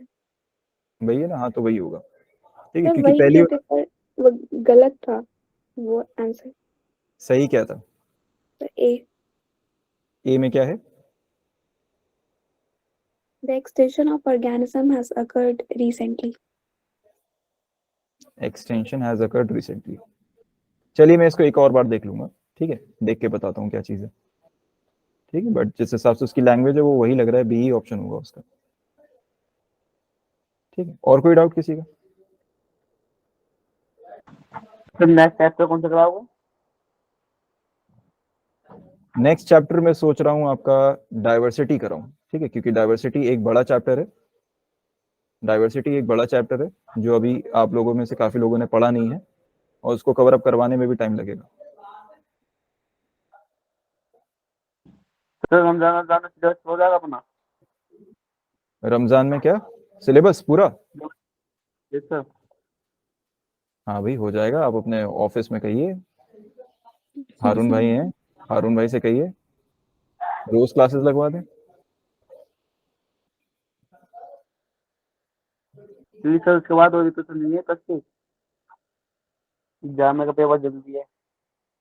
लगवाते नहीं है, अब उनसे कहिए, शिकायत करी उन्हीं से, क्यों नहीं लगवाते क्लास।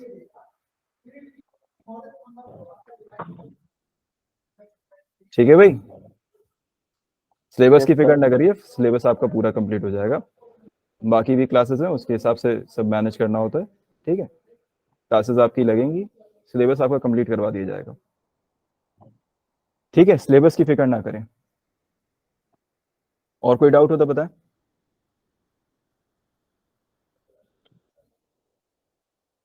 क्लियर है?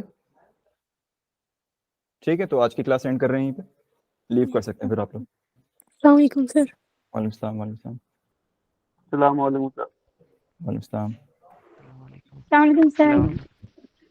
वालेकुम सलाम।